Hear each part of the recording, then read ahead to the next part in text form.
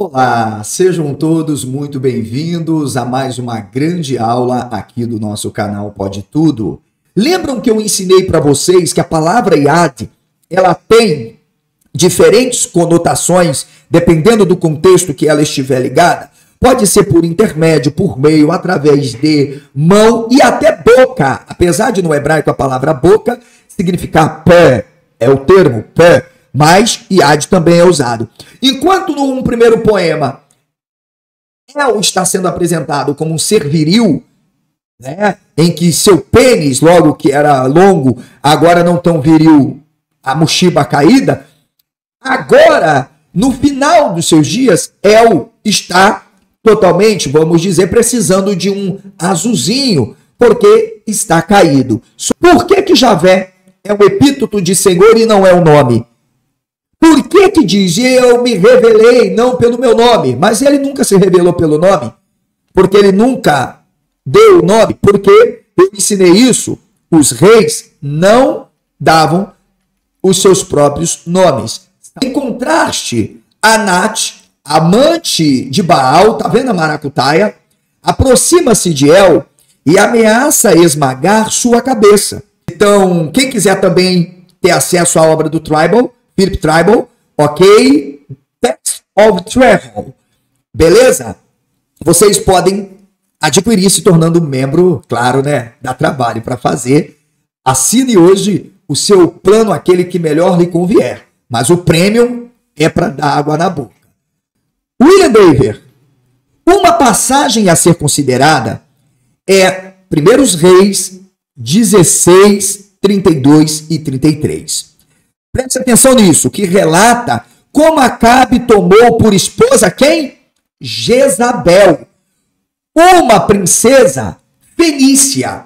E aí, aqui entra a Estela de Teudã, porque estou falando de um rei israelita do norte, que vai ser assassinado por quem? Por quem? Por Jeú. E, consequentemente, quem escreve a narrativa se auto-engrandecendo, que, na verdade, usurpou o poder e não foi ungido, porque a narrativa de Eliseu é uma mentira. Quer aprender isso? Eu tenho um vídeo completo para membros, exclusivo, com uma aula magnífica com material didático. A presença de Asherá, mesmo após repetidas vezes, tá, tentativas de erradicação, isso nos leva a entender, como o David reconhece também, que é uma chamada resiliência cultural profunda. Ou seja, a imagem da deusa não é apenas um eco de práticas pagãs, como geralmente rotulada pela ortodoxia judaica posterior, mas ela é um traço fundamental da religiosidade semita ocidental antiga.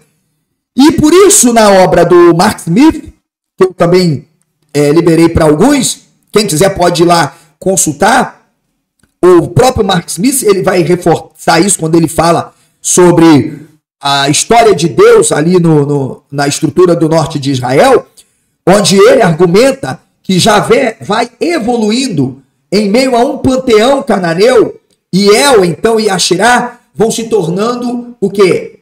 Centrais. Eles vão se tornando o rei e a rainha. Beleza, existiu? Não. Eu aposto todas as minhas fichas. A narrativa é uma narrativa de intervenção, onde o mítico e o místico servem para retratar a realidade desse mundo. Veja só o que o David vai trazer. Outras evidências do culto a Asherá vêm, sem surpresa, de Judá. Então eu estou certo das minhas ponderações. Durante os reinados dos dois únicos reis aprovados pelos escritores bíblicos, Ezequias, no século, olha aqui, ó, oitavo, ok? E Josias. Só tem um porém. Eu defendo que também estes reis não existiram. São narrativas de intervenções, ok? Os nomes dos mesmos, Sedequias, já denota que não é possível falar de figuras reais. E a própria história que vai evoluir vai deixar claro isso. A própria invenção do mito da Torá, achada onde? No templo. com Josias, e alguns autores concordam.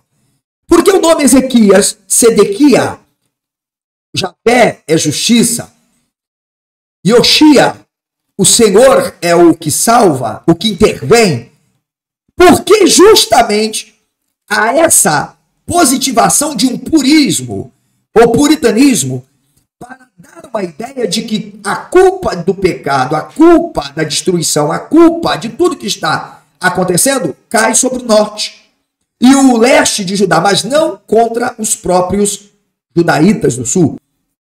Esta última, presumivelmente, no templo. Mas que templo? Se não tinha templo. Tem templo ali, ô? Templo. Onde eu me faço? Não tem templo.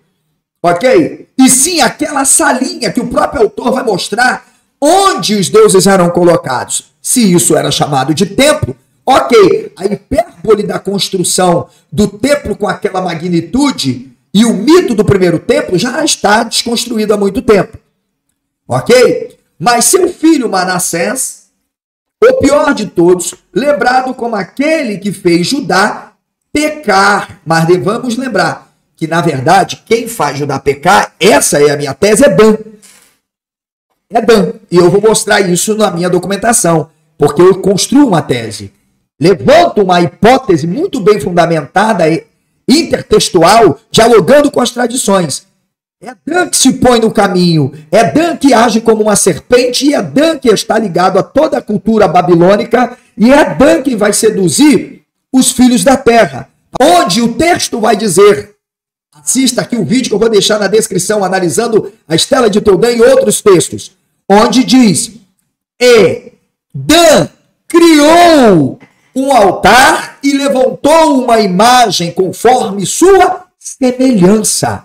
Significa dizer, a narrativa do Gênesis, ela é um contraste, ela é uma antítese, ela é uma resistência, uma disputa, onde diz, você construiu um altar segundo a sua imagem e semelhança? Ou seja, nós também levantaremos uma segundo a sua imagem e semelhança. Ou seja, com aquilo que identifica-se com você, então nós vamos criar um homem de Judá. Ok? Adorar Asherá não era de tudo porque todos os povos desse contexto já adoravam deusas femininas.